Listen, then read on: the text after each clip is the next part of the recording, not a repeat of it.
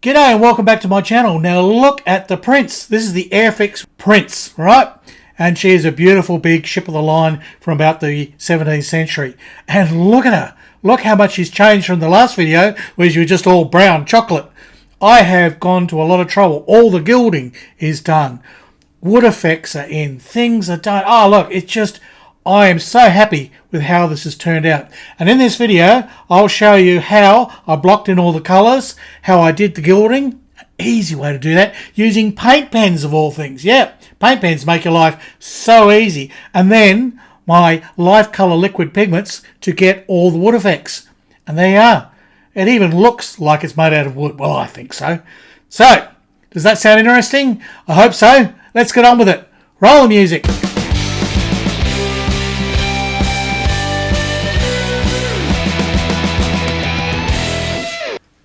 So this is where I got to in the last video. This is just a dry fit, because basically the decks, they were planked and I had to actually make a 3D version. Not of the back. The back's not too bad, it's a little bit warped, but in trying to straighten the warp in the middle, I snapped that, so actually that's a 3D printed deck, with a piece that was also 3D printed goes in there. So I can basically weather that a different colour and don't have to worry about splashing all over my planking. But that is the planking that I did. They're all wood veneer planks, see? There's one peeling off right there. To glue that in place. So I have the planking to do here for the aft section, the quarter decks, poop decks and whatever that is. It's another deck at the back there. I don't know what that one is. Anybody knows what that one's called, let me know. But that's your quarter deck, and that's a poop deck, and that's a poop quarter deck. I don't know. Fore deck. So the planking, I really like this wood veneer stuff, because you get a texture for it. You can't quite see it on camera, but it has a relief, because they're actual little planks that are glued on there. So easy to do. So I'll get on with that. I will add the planking to there, and then the fun bit, we are going to start painting the hull halves and get all that lovely colour on there and some golden livery. Oh, it's going to be lovely. Yes, so got that to look forward to in this video. Here we go. Everything's out of the spray booth and we have got a Lello. It's actually called pale mustard. And that's Steiner's colour. Goes on beautifully, lays down flat. I love it. Even if you splodge and splatter and you get a bit of a run, you just leave it sitting horizontal and it all levels out and it all dissipates and it looks like you did a proper job. So for slack painters like me, who are a bit heavy handed sometimes, it is the duck's nuts. Everything turns out beautiful. Now I've painted all these yellow except for these parts. I haven't painted those yellow, and over here I didn't paint the top of here, and also I left that as well. Well, that doesn't need to be painted, that's why I put those on. But I didn't glue it in place because that needs to be black. This is all black with gilding. This is all black with gilding. All these parts, like this one, that's all black and it has gilding on it. So I've left those and I'm going to spray paint those with black Steiner's now. And then when the whole thing's dry, I'll get my Posca paint pen out. Or if you haven't seen that before, boy, you're in for a treat. A gold pen, you just go bling, and everything turns Midas gold. It's fantastic. It's really good. All right, so I've got to get on with that. All these bulkheads, yep, black, black, black, black, black, everywhere. It's got to be black. I have, in my infinite wisdom, painted the primer on the inside here, the gunnels. So they're all painted up because they need to be a wood effect. And this all needs to be a wood effect from about that whale line down. Right, so actually it's that one there. That whale line down. That's black, that's red.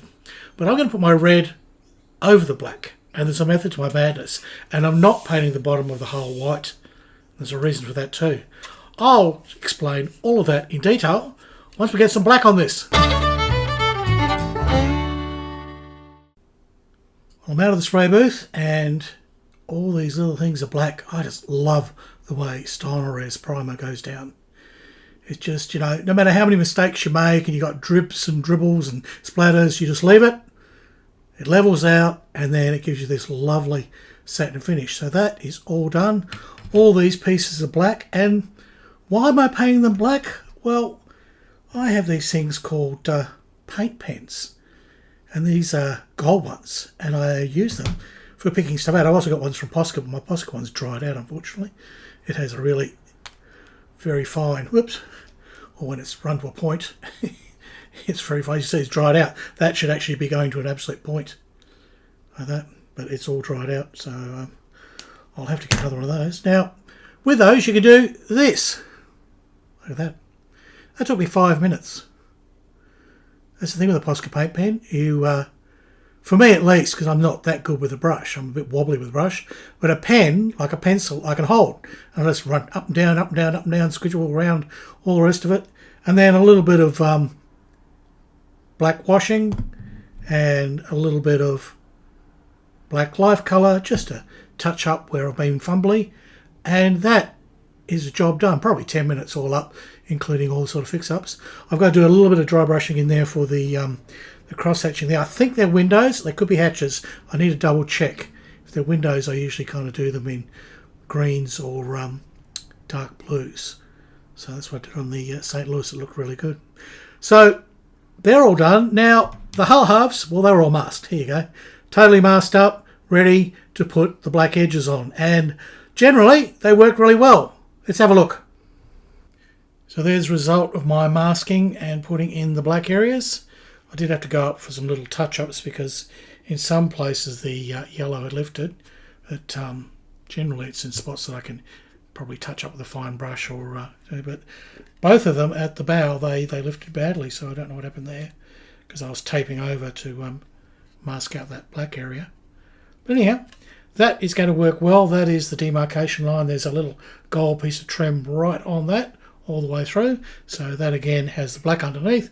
So the gold will go to the top. That's going to look really terrific. Probably needs a bit more black painted in. I'll have to have a look at the drawings. I think actually no, it's wood. Anyhow, that is ready to go. And of course, this will all be wood effects here. Now I won't be painting the bottom white. Normally these ships would have the lead white paint, which is their anti-fouling paint. That's what they had before they started doing the copper. The white paint, lots of lead in it, white lead. And the barnacles did not like it. They didn't like it up them. They don't like it up them. No. So there you go. Now there's a big sort of splodgy bit here missing. And that's because that's where here, the galley quarters, right? This is where the officers are, which is where they poop. I mean, the sailors are up here. They poop at the bow, right? Yes. Nobody poops on the poop deck. It never happens. No, it's a misnomer. But they do have toilets here, the officers' toilets. And it probably comes out the bottom of that hole there. It wouldn't surprise me. That's kind of how it's designed. But this will need gilding, and it's basically all black, and the windows, which I dry brush, which is exactly the same effect that I did on that bulkhead. So that's how that's going to work. But that part is just temporarily tacked in. So I can pop it out, because it's a lot easier to paint these things if you've got them free. Free, be free, fly free, off you go.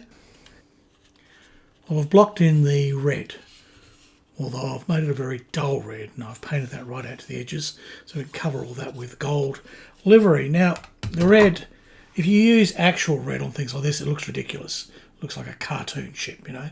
So you don't. And what I've done is I've actually mixed equal parts of red with rot brown, which is that oxide type colour. In fact, anything called oxide will probably do. So equal parts, and see how it looks, and you can always take it up and down. And that gives me this sort of colour, right? Which you think, oh, that's sort of looking a bit dark. But no, by the time you get it on your model and compare with everything else, it's still red. But it looks more in scale to a ship in the mist, you know. It doesn't look bright red. As I say, the thing was something out of Disney. Now, what I've done is this. Ta-da! There you go. That is the start of all the gilding. And as you can see, I've got all the golden streaks in there around the cannon port holes. They're all done. And I've also started on the little piece here, the quarter, the galley quarter there, for the officers to poop in. Yes, yes. So that part's just, again, just sort of dry fit. But you can see now the dull red starts to work. It was too bright, this thing started looking ridiculous. I mean, as it is, I'm going to run a wash over the top of all this black and sort of soften it out a bit. It'll bring the planks out. A bit of dry brushing as well. I'll bring the planks out. So there's lots to happen to make this look less and less pretty, because that's the idea, is to make it look like an Admiralty model, to give it that old feel. And another trick here is the tops of the rails is never gold. A lot of people do that gold as well. No, it isn't, because obviously hands run along that. The gilding is only on the edges, right? The gilding is only on these areas here, do you see? So what I'm doing with the tops of the rails, I'm just using my brown Posca pen. This one actually isn't dried out, and that will give me exactly what I want. And that's very easy to lay on there sideways, and then you just run it down, and it's done in one go. And it requires very minimal touch-up. The gilding has required the odd little touch-up here and there. I have been a bit sloppy, so here and there I've had to come in and add a bit of black paint. But luckily it's black, and that's why you don't do your dry brushing and your washes now, because you're doing all this blocking, right? You're blocking in colours. So while you're blocking in colours, we'll do that. Same here, I'm going to need to block in all these long wale lines. Right, some of those have got little scratch marks on them. I haven't worried, because again, I'll block them in with my Posca pen. Once that's all done and I've got all that gilding on up the top, then I'll come in and we'll start doing the washes and the wood paint effects, right? And the reason we do it in this order, well, the reason I do it in this order, is if you make a mistake here now, it's pretty easy to come back, rub a piece out, go in with your block paint, block it out, bit of black, you know, fine. Once you've got the wood effects on, they don't repair easily. They reactivate if you try and like put a bit of water on there to try and remove a splash or something that you've done with a Posca pen, or you know, you've just made a mistake. You can't do it. It'll actually just rip the effect off, because it's a pigment that's in basically just suspended in water. So until that's had a flat coat sealing it in, the wood effects layer is active and alive. So I leave that to last. I'll get these strokes all done and these wale lines all done, all the gilding in, right? Then I'll run my wood effects and then touch everything up. Once I'm happy with all that, then I'll come over, we'll run a flat coat over everything, lock it all in, then I can start with my washes and my dry brushing. So that's the order of things, and that's what I've got to do. Whew, yes, it's a lot to do, but we will get there.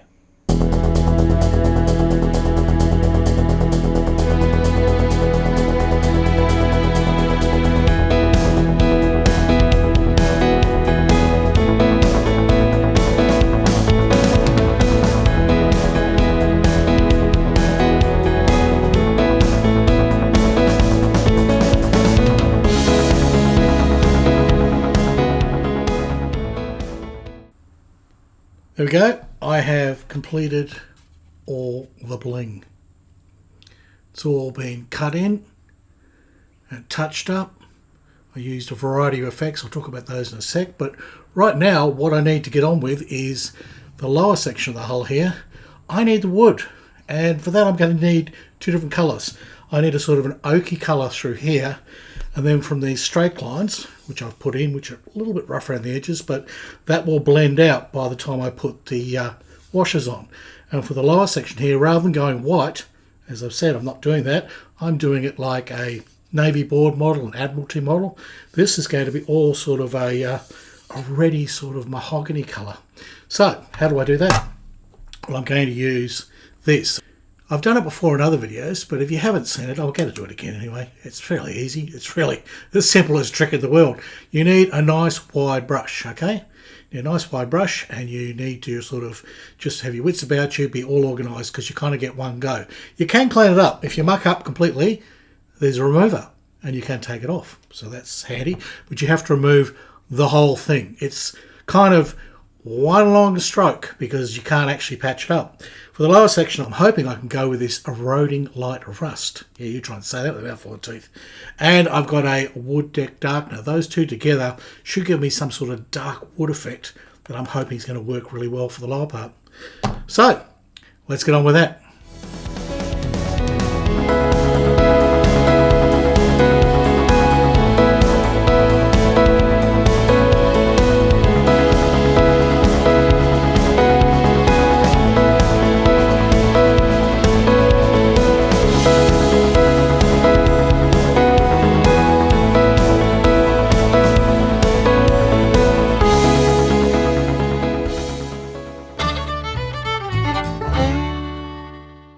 Now, on with the red for the bottom of the hull. Now, this is quite a bright colour. It's actually a rust colour.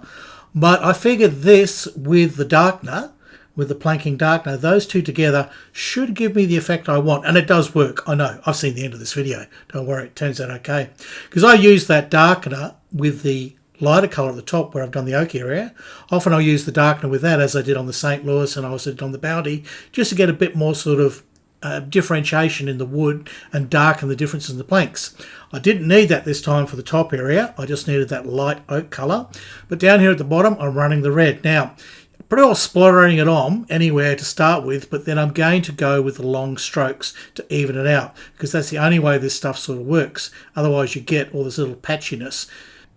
So this will smooth that all up and prepare for what is going to happen with the next layer, because I'm going to put on the darkener now. Come on, Harry, get on with it. People are waiting. Mucking around? Yes. Put it over there. Find that darkener. There she is. Okay, this is the wood darkener. This really helps bring out plank detail. And as I say, I quite often use it when I'm using the lighter colour, because it bounces the effects out. Right? Even though it looks like rubbish when you put it on, you think, I've ruined the model. This stuff just kind of disappears, leaves your original colour, but it falls into all the cracks. So it actually goes in between the planks and makes them stand out. So you'll even see at the moment it's going on like, like it's absolute horrible. And then you'll notice it starts to fade and it starts to just, like a wash, it goes into the tiny cracks. What do you think of that? I put another coat on after it had dried, after the lower section had dried. I put another coat of the light rust and the wood deck darkener on, just to really give the contrast. And I think I've got that dark wood effect I was after. Looks like wood to me. So I've got the lovely light colour here, which is indicative of kind of the oak look it should have. It's still drying, but you get the look. So you don't want to sort of handle it too much at this stage. But it's there, and the bottom section, as you can see with some light on it, it's a little bit lighter than it appears, like it's dark when it's shadowy. But that is going to work. That, to me, is a Prince. So let's tidy all this up and wrap up this video. And here we have the result of all of that work. What do you think? I think it looks like a Prince. I've put the galley on. That was all sort of gilded up, and I've also put on here the cat's head and the front rails, just to give you a feel of how it is just dry fit. And all the final touch-ups and all those extra things that I did to make that look a bit prettier were simply done with toothpicks. Yep, I simply put some gold in the my scummy sort of paint holder here, tap with the gold, and then you can just go and put tiny little dots on to fix up things. And the same with the red and the black. Just tiny little dabs with a thing. A friend of mine said he even goes as far as using a tiny pin. He'll use a pin to pick out details. So there you go. I didn't even know you could do it with a pin. But I've done the toothpick trick before. There you are. So that's the Prince. That was my technique of using Posca pens and Steiner Rares, and then blocking in some other colours, and then running the Lifecolor Liquid Pigments over to get that effect. I think it works. I'm really happy with that. That to me looks very different to the usual sort of versions that people do with a white hull, okay, which is historically accurate. But this looks like an Admiralty model or a Navy board model, which is what I was trying to achieve. So I've achieved what I set out to do, and I'm very happy.